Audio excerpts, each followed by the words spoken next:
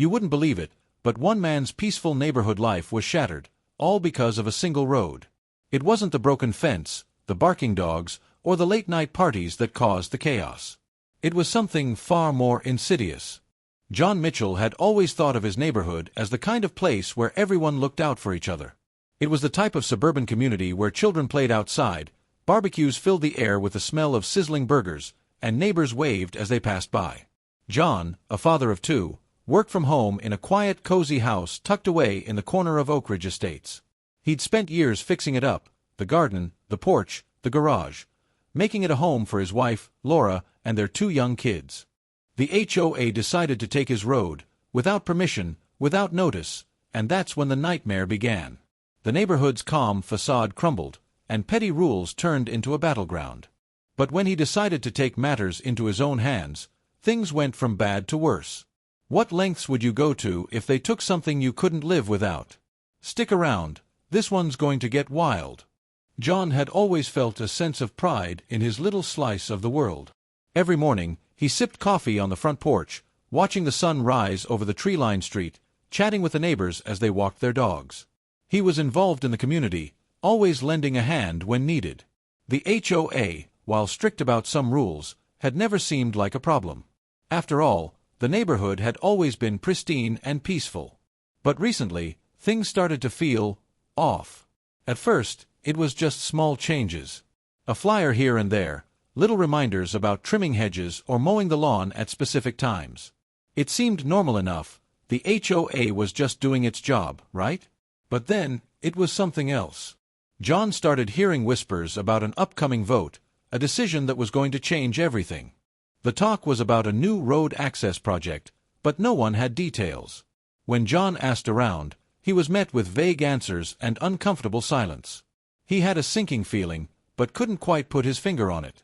Then, one day, while walking the kids to the park, he noticed something that made his heart race. The familiar road that led to his house, the road he used every single day, had a big, closed for renovation sign at the end. The HOA was always in control, but this felt different. Something was coming, and John had a feeling it would push him to make a choice he never thought he'd have to make.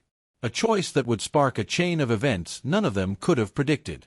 The first sign that something wasn't right came just a week after the closed for renovation sign appeared. John had driven down the road, hoping to find a clear explanation. As he approached, he noticed a group of neighbors gathered near the intersection, their faces twisted in confusion and frustration. John rolled down his window. "Hey, what's going on?" he called out. One of the neighbors, Tom, who lived 3 doors down, waved him over. "You didn't get the notice, John? They're blocking off the road." John's stomach tightened. "What? Why?" "They say they need to repave it," Tom explained, his voice low. "But I'm telling you, I've lived here over 15 years, and it's never been an issue before. The road was fine." Before John could respond, a sleek black SUV turned the corner, its windows tinted. It was the HOA president, Karen Davis, a woman who John had never had much interaction with, but who had always been known for her controlling ways. She rolled down the window and gave a tight smile. "Morning, everyone," Karen said, her voice dripping with false cheerfulness. "Just wanted to remind you all that the road closure is necessary for safety and infrastructure improvements. It's all part of our ongoing efforts to improve Overreach Estates."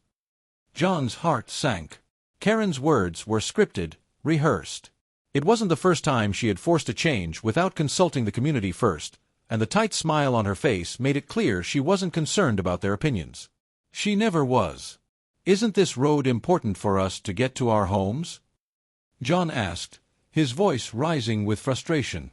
"Not as much as you think," Karen replied coolly. "You'll just need to take a slight detour for the next few weeks. It's all for the greater good."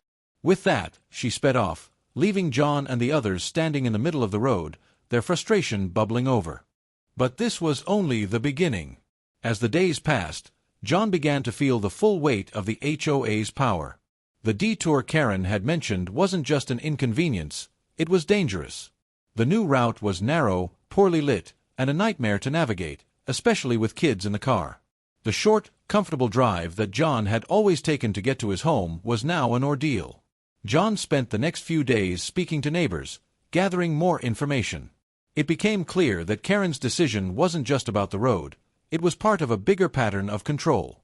The HOA had already started implementing stricter rules on everything, from lawn maintenance to the types of mailboxes allowed. Then came the fines. It started with a letter in John's mailbox one chilly Friday evening. He hadn't noticed the small crack in the driveway, something that was barely noticeable unless you knew exactly where to look. The HOA had caught it during one of their regular inspections, and John had received a fine of $250. The letter was blunt, its tone colder than anything John had received before. Failure to repair your driveway within the next 14 days will result in an additional fine. No warning, no courtesy visit, just a cold, hard bill. It was absurd. John had worked hard to maintain his property, and the driveway was hardly a safety hazard. He'd fixed it up as much as he could, but he didn't have the funds to completely replace it right away. And yet, the HOA was demanding that he fix it now. He called the number on the letter, hoping to get some clarity, but Karen was quick to pick up. "Hello, John," she said, the fake sweetness in her voice making his blood boil. "I see you received our fine. I don't understand. I've been maintaining my property. This crack is hardly noticeable. Why are you fining me for this?" "Well, John, you know the rules. Our community has a certain standard to uphold, and the crack, although minor, is a violation of our agreement. We're just enforcing what we've all signed up for." "I didn't sign up for this." John shot back, his frustration reaching a boiling point. "This is ridiculous." "John," Karen said, her voice turning cold, "if you want to continue living here, you'll need to follow the rules. If you don't fix it, we'll have to escalate this matter." The conversation ended there, and John was left seething with anger and helplessness. He hadn't signed up for this kind of overbearing control. This wasn't just about a crack in the driveway anymore. This was about the HOA's unchecked power, and they were showing no signs of backing down. But the real nightmare was still to come. A week later, the HOA sent another letter, this time regarding his lawn. John had spent hours perfecting the garden, trimming the bushes, and ensuring everything looked neat. But one early morning, a member of the HOA knocked on his door. It was James, a neighbor who'd been roped into the HOA's enforcement team. He held up a clipboard, his face stern. "You've got to mow the lawn again. The grass is too high on the left side near your fence," James said without so much as a greeting. "We'll fine you $100 if it's not done by the end of the day." John tried to reason with him, but it was useless. The HOA wasn't interested in conversation. They were interested in rules, fines, and enforcing them without mercy. Each fine seemed to come with a bigger penalty. The HOA wasn't just punishing John, they were trying to break his spirit, make him submit to their power. It wasn't about property values anymore, it was about control. Every new letter, every visit, every fine, felt like a personal attack, designed to wear him down. But the tipping point came when John received a letter that mentioned the road issue again. The HOA had decided that, despite the protests, the road wouldn't be reopened. Instead, they were planning to build a new set of gates that would restrict access even further, making the detour permanent. The new development would be a community improvement, they claimed, designed to keep the neighborhood safe and exclusive. John was furious. This was the final straw. The HOA had gone too far. At first, John tried to fight back with calls to the local council, to try to get some answers about the road and the increasing number of fines. But each time, his calls were ignored. The local council had no interest in getting involved, citing that the HOA had the legal authority to make decisions for the community. John felt completely trapped. The HOA had taken away his road, hit him with endless fines, and, to top it all off, they were now controlling the very access to his home. He could no longer trust the people who were supposed to be looking out for him. That's when he realized something. There was only one way to take control back. He was going to make a statement. Something drastic. Something that would get their attention. But what could one man do against a powerful, controlling HOA? Would he really risk it all? Or would he back down like everyone else had before him? As John stewed in his frustration, he began to hatch a plan, one that would make Karen and the entire HOA wish they'd never crossed him. But what would happen when his plan finally came to fruition? Next time, the dramatic twist will unfold. The tension in Oakridge Estates had reached a boiling point. For weeks, John had been simmering with anger and frustration, trying to balance his work, family life, and the escalating nightmare that the HOA had become. But it wasn't until one fateful morning that the tipping point arrived, and John was forced to act. It started as another normal Tuesday, but by mid-afternoon, things were far from ordinary. John had just returned from a morning meeting when he saw the telltale SUV parked outside his home, Karen's black vehicle, shining in the midday sun like a symbol of the HOA's oppressive rule. Laura, his wife, stood at the front door, shaking her head. "John, you've got to see this. They've posted another notice. This time, it's about the driveway." John's heart raced as he stepped inside. Another fine. Or worse. He picked up the letter, a cold shiver running down his spine as he read, "Failure to comply with the HOA's standards will result in legal action." Legal action. The words felt like a punch to the gut. John had been expecting something like this, but actually reading it was another matter entirely. "How dare they?" he muttered under his breath. He crumpled the letter in his fist, his fingers trembling. It was as if the HOA was trying to push him to the edge, testing how much more he could take before snapping. Laura tried to calm him, but John had already made up his mind. He was done being pushed around. "We're going to take this to the next level," John declared, his voice steady with resolve. He knew this wasn't going to be an easy fight. Karen and her HOA cronies had all the power, and it seemed like everyone in the neighborhood had quietly accepted their rule. But John was done being a pawn in their game. The next morning, John took a step that would change everything. He went to the local news outlet, spoke with the reporter, and told his story, all of it. The road, the fines, the harassment, the legal threats. How his family had been trapped in this small war for months. And how the HOA, in their arrogance, was taking things too far. The reporter's eyes widened as John spoke. "This is big. Are you sure about going public with this?" "Yes," John said, his voice unwavering. "If they think they can do whatever they want to us, they're wrong. It's time the world knows what's going on behind those gates." The next day, the local news station aired John's interview. The segment exploded on social media, drawing dozens of comments from other residents who had been too afraid to speak up. Suddenly, the HOA wasn't just John's problem anymore. It was the entire neighborhood's. And people were angry. Karen's phone started ringing non-stop, and John could see the fury on her face when she called him that afternoon. "You think this is going to end well for you?" she spat, her voice dripping with venom. "You're making a huge mistake, John. The HOA has resources, and we won't go down without a fight." But John didn't flinch. "You've already fought me. Now it's my turn." The following days were filled with a new kind of tension. John's story went viral, and other neighbors began speaking out, voicing their own frustrations. People came forward with their own experiences of the HOA's overreach, and some even showed up at city council meetings, demanding answers. But nothing could have prepared Karen for what happened next. One evening, as John sat on his porch, the sun setting on the neighborhood, he saw a familiar figure walking toward his house. It was Karen, her face twisted in anger. She marched up to John, her heels clicking against the pavement with every step. "You think you've won, don't you?" she said, stopping right in front of him. Her voice was low, dangerous.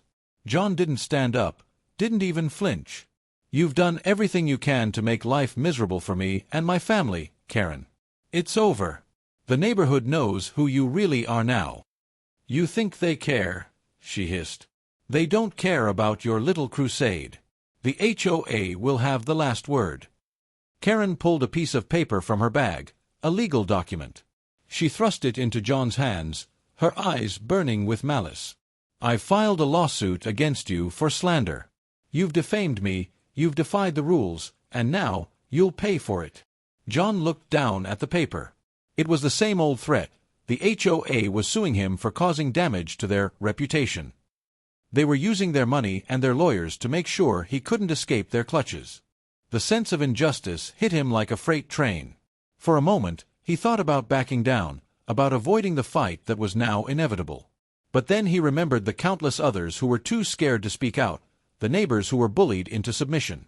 He wasn't just fighting for himself anymore. He was fighting for everyone who had been silenced by the HOA's control.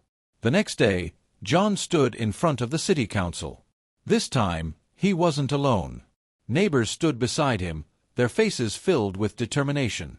The room was packed. John's lawyer stood by his side, ready for battle. The mayor, who had once been dismissive of the HOA's antics, finally gave them a platform. John was calm, collected, as he spoke. For months, my family has endured harassment from an organization that thinks it has the right to control every aspect of our lives. We've been fined for petty reasons, threatened with legal action, and now they've taken something as simple as a road. This is about more than just my property. This is about a community's right to have a say in its own future. We're done being silent. The room erupted in applause. But Karen stood there, her face pale with rage. "I'm not going down without a fight," she whispered to herself. It wasn't just the council meeting. It was the beginning of a movement. John had rallied the community, brought the HOA's tyranny into the light, and now people were speaking out. But as the weeks passed, John realized the full extent of the power struggle he had started.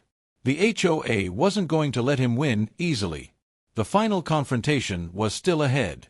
Was he ready to take on Karen, the HOA, and the entire system that had kept them in power for so long?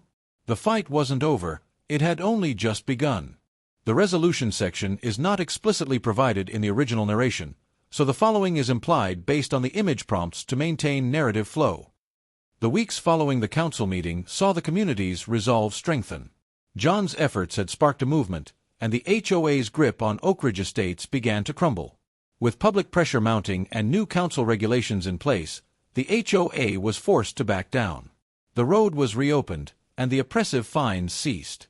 The neighborhood began to heal, coming together in a way it hadn't in years. The pressure from the petition and public outcry forced the city council to act.